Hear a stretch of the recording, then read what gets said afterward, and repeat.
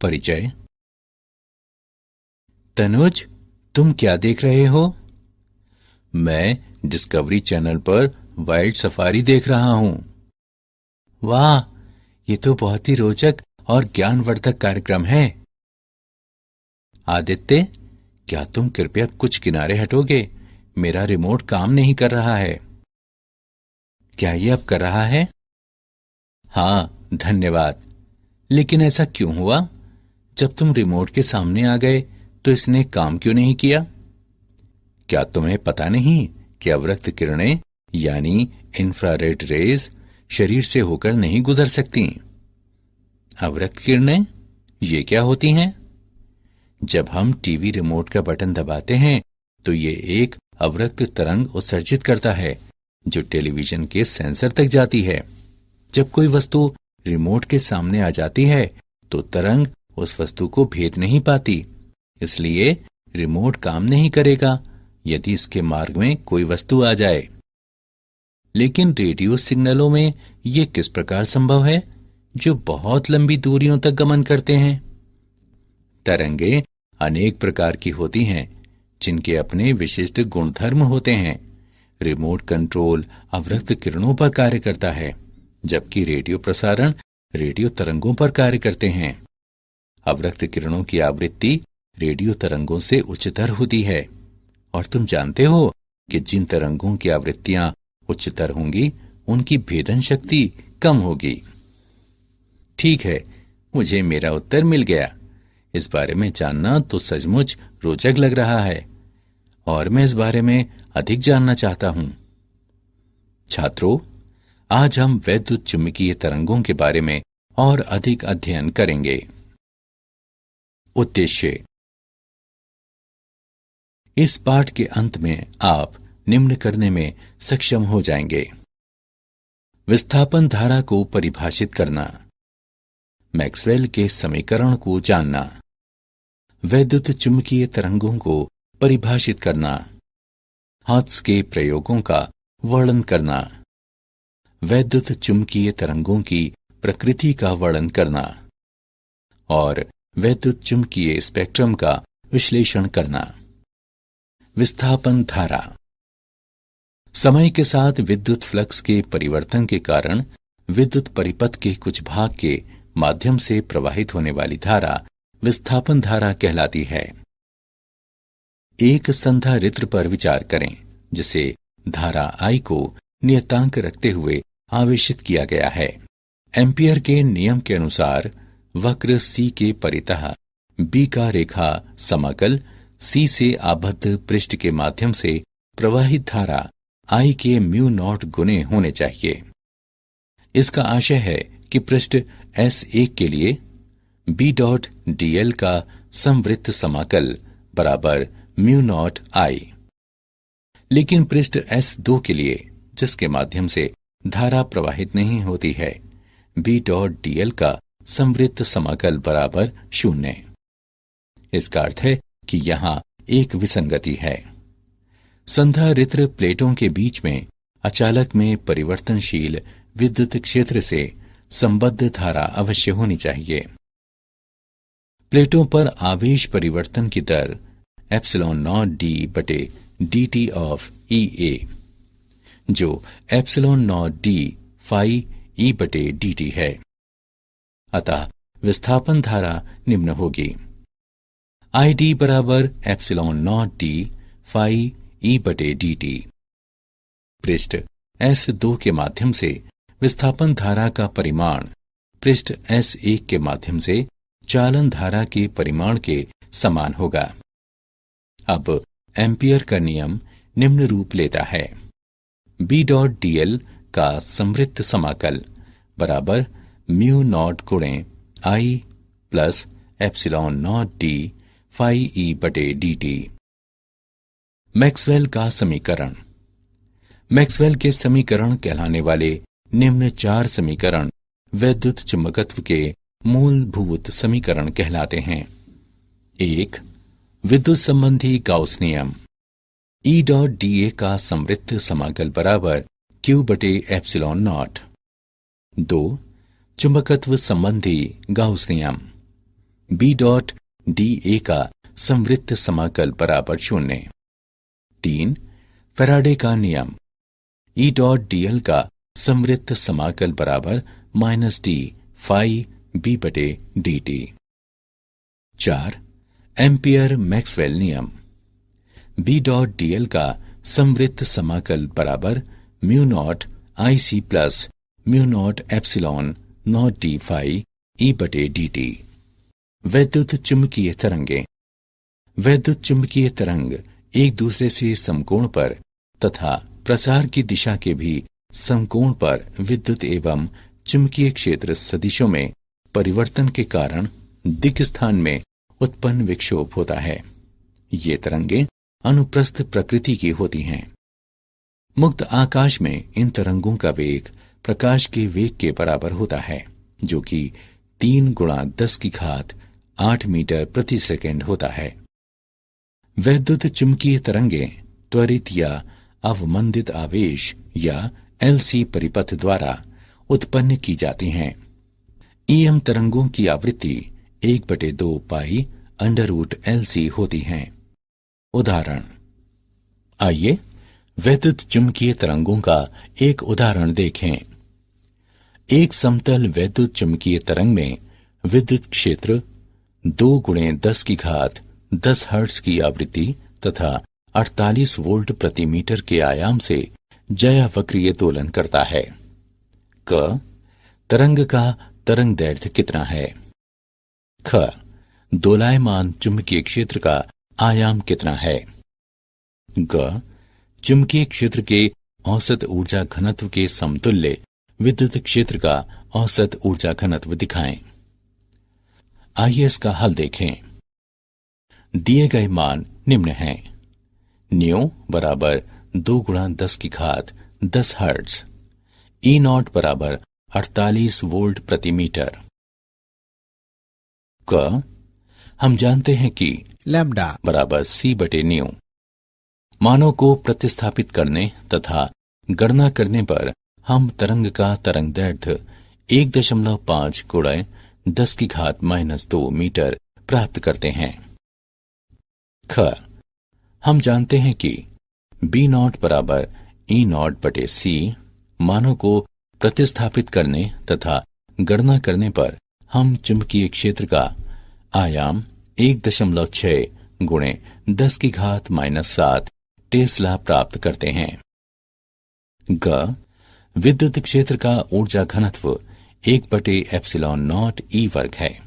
चुंबकीय क्षेत्र का ऊर्जा घनत्व 1/2 म्यू नॉट बी वर्ग है। हम जानते हैं कि E बराबर CB तथा C बराबर 1/√μ नॉट एप्सिलॉन नॉट। उपरोक्त दोनों समीकरणों को हल करने पर हम विद्युत क्षेत्र का औसत ऊर्जा घनत्व चुंबकीय क्षेत्र के औसत ऊर्जा घनत्व के समतुल्य प्राप्त करते हैं।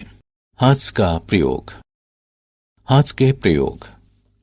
एक प्रेरक कुंडली को धातु के 2 बड़े गोलों से जोड़ा गया है, जिनके बीच संधारित्र के लिए संकीर्ण स्थान है। प्रेरक कुंडली से गोलों में कम वोल्टता के स्पंद प्रेषित करते हुए परिपथ में विद्युत दोलन प्रेरित किए जाते हैं और एक गोले को धनावेशित तथा दूसरे को ऋणावेशित करते हैं। इस आयनित अवस्था में वायु अंतराल में इलेक्ट्रॉन तथा आयन परिपथ के समान आवृत्ति न्यू के साथ आगे पीछे दोलन करते हैं। इस प्रक्रिया के परिणाम स्वरूप न्यू आवृत्ति की वैद्युत चुंबकीय तरंगें उत्पन्न होती हैं। ये परिपथ एक ट्रांसमीटर कहलाता है, क्योंकि ये वैद्युत चुंबकीय तरंगें उत्पन्न करता है। ग्राही परिपथ में तार का एकल पाश होता है, जो दोनों गोलों से संयोजित है, जिसका अपना क्रियाशील प्रेरण, संधारिता तथा दोलन की प्राकृतिक आवृत्ति है। प्रेक्षण। जब ग्राही की अनुनादी आवृत्ति प्रेषित्र के अनुरूप होती है, तो प्रेषित्र से ग्राही तक ऊर्जा का स्थानांतरण वायु अंतराल में स्फुलिंगों के रूप में होता है। स्थानांतरित ऊर्जा वैद्युत चुंबकीय तरंगों के रूप में ले जाई जाती है। जब ग्राही में अंतराल प्रेषित्र में अंतराल के अभिलंबवत होता है तो ग्राही अंतराल में स्फुलिंग प्रकट नहीं होते, अर्थात वैद्युत चुंबकीय तरंगें संसूचित नहीं की जाती। जब दोनों अंतराल समांतर होते हैं तो ग्राही अंतराल में स्फुलिंगों का उत्पादन अधिकतम होता है। मूल्यांकन। आगे बढ़ने से पहले आइए देखें कि आपने कितना सीखा। सही विकल्प को उठाकर उसके संगत स्थान पर रखें। वैद्युत चुंबकीय तरंगों की प्रकृति। वैद्युत चुंबकीय तरंगें उदासीन होती हैं, इसलिए ये विद्युत तथा चुंबकीय क्षेत्रों द्वारा विक्षेपित नहीं होती। वैद्युत चुंबकीय तरंगों में परावर्तन, अपवर्तन, व्यतिकरण, विवर्तन तथा ध्रुवण के गुणधर्म प्रदर्शित होते हैं। वैद्युत चुंबकीय तरंग में वैद्युतिक तथा चुंबकीय क्षेत्र सदैव समान कला में होते हैं। वैद्युत चुंबकीय तरंग में विद्युत सदिश प्राकाशिक प्रभावों हेतु उत्तरदायी होता है तथा प्रकाश सदिश भी कहलाता है। वैद्युत चुंबकीय तरंग में तरंग संचरण की दिशा में ऊर्जा का प्रसार विद्युत तथा चुंबकीय क्षेत्र सदिशों के माध्यम से होता है। एक वैद्युत चुंबकीय तरंग में विद्युत ऊर्जा घनत्व तथा चुंबकीय ऊर्जा घनत्व के मान बराबर होते हैं। पदार्थ माध्यम में वैद्युत चुंबकीय तरंगों की चाल निम्न समीकरण द्वारा व्यक्त की जाती है। न्यू बराबर C/N। वैद्युत चुंबकीय स्पेक्ट्रम। वैद्युत चुंबकीय तरंगों का वर्गीकरण वैद्युत चुंबकीय स्पेक्ट्रम की आवृत्ति के अनुसार किया जाता है। एक प्रकार की तरंग तथा दूसरे प्रकार की तरंग के बीच कोई स्पष्ट विभाजन रेखा नहीं होती। वर्गीकरण मोटे तौर पर इस पर आधारित होता है कि तरंगें किस प्रकार उत्पन्न या संसूचित की जाती हैं। आइए घटते तरंग दैर्ध्य के क्रम में इन विभिन्न प्रकार की वैद्युत चुंबकीय तरंगों का वर्णन करें। रेडियो तरंगें। निम्नतर आवृत्ति की रेडियो तरंगें विद्युत दोलक परिपथों के उपयोग द्वारा सामान्यतः चालक तारों में आवेशों की त्वरित गति से उत्पन्न होती हैं। ये रेडियो तथा टेलीविजन संचार प्रणालियों में उपयोग की जाती हैं। इनकी आवृत्ति परास सामान्यतः 500 किलोहर्ट्ज से लगभग 1000 मेगाहर्ट्ज तक होती है। सेलुलर फोनों में अत्युच्च आवृत्ति बैंड की रेडियो तरंगों का उपयोग करके ध्वनि संदेशों का आदान प्रदान किया जाता है। सूक्ष्म तरंगें। सूक्ष्म तरंगों की आवृत्ति 3 गीगाहर्ट्ज से लेकर 300 गीगाहर्ट्ज परास तक की होती हैं, जिन्हें विशेष प्रकार की निर्वात नलिकाओं जैसे कि क्लाइस्ट्रॉन, मैग्नेट्रॉन और गन डायोड से उत्पन्न किया जाता है। उच्च आवृत्ति या लघु तरंग दैर्ध्य के कारण ये प्रतिरक्षा एवं विमान संचालन में रडार प्रणालियों के लिए उपयोगी होती हैं। माइक्रोवेव ओवन सूक्ष्म तरंगों का घरेलू अनुप्रयोग है। अवरक्त तरंगें। इनका तरंग दैर्ध्य 10⁻³ मीटर से लेकर 7.8 × 10⁻⁷ मीटर तक होता है। ये तरंगें अणुओं तथा गर्म पिंडों से उत्पन्न होती हैं और कई बार ऊष्मा तरंगें भी कहलाती हैं। उद्योगों, औषधियों, खगोल विज्ञान आदि में इनके अनेक अनुप्रयोग हैं। अवरक्त विकिरण हरित गृह प्रभाव में भी एक महत्वपूर्ण भूमिका निभाता है। अवरक्त संसूचकों का उपयोग भू उपग्रहों में सैन्य प्रयोजनों से तथा फसलों की वृद्धि का प्रेक्षण करने के लिए किया जाता है। घरों में रिमोट स्विचों में अवरक्त तरंगों का व्यापक उपयोग किया जाता है। दृश्य तरंगें। ये ऐसी तरंग दैर्ध्य वाला संकीर्ण बैंड होता है जिसके प्रति हमारे रेटिना संवेदनशील होते हैं। इसकी परास लगभग 4 × 10⁻14 हर्ट्ज से लगभग 7 × 10⁻14 हर्ट्ज तक होती है। परमाणुओं और अणुओं के घटकों, विशेष रूप से इलेक्ट्रॉनों की गतियों में आंतरिक समायोजन के परिणाम स्वरूप उनके द्वारा प्रकाश उत्पन्न किया जाता है।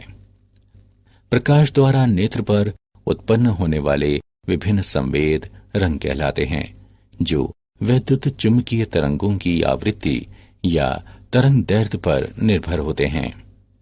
विभिन्न जंतु विभिन्न परास के तरंग दैर्ध्य के प्रति संवेदी होते हैं।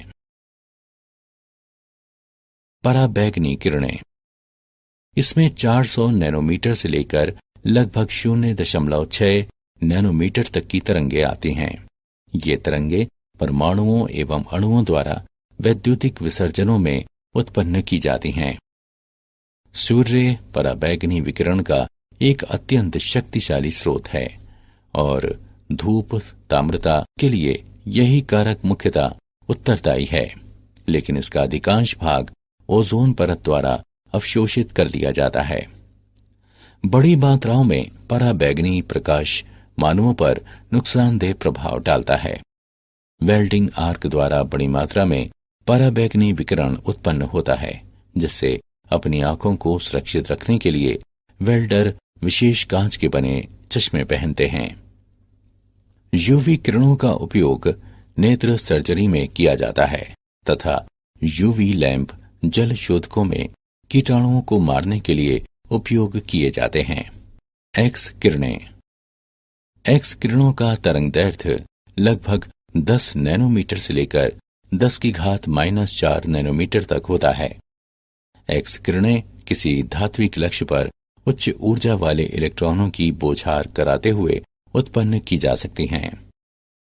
एक्स किरणें जिन पदार्थों से गुजरती हैं, उन्हें वियोजित या आयनित करते हुए उसके परमाणुओं और अणुओं को प्रभावित करती हैं।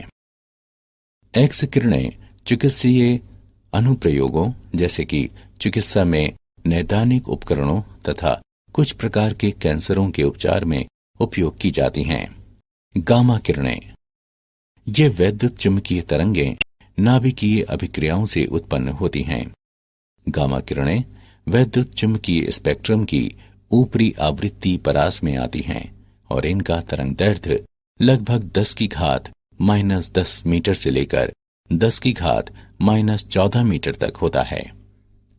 गामा किरणें अनेक रेडियोधर्मी पदार्थों द्वारा उत्पन्न की जाती हैं और नाभिकीय रिएक्टरों में बड़ी मात्राओं में उपस्थित रहती हैं।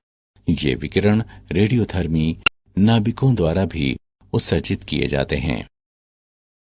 चिकित्सा में कैंसर कोशिकाओं को नष्ट करने के लिए इनका उपयोग किया जाता है। क्या आप जानते हैं, मैक्सवेल ने समय के साथ परिवर्तनशील विद्युत और चुंबकीय क्षेत्रों के बीच संबंध स्थापित किया तथा इसके लिए समीकरणों का सेट प्रस्तावित किया। उन्होंने दिखाया कि प्रकाश एक वैद्युत चुंबकीय तरंग है।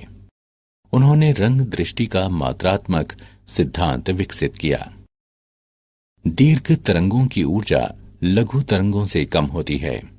अंतरिक्ष से दीर्घ तरंगें पृथ्वी के वायुमंडल में आसानी से प्रवेश कर जाती हैं।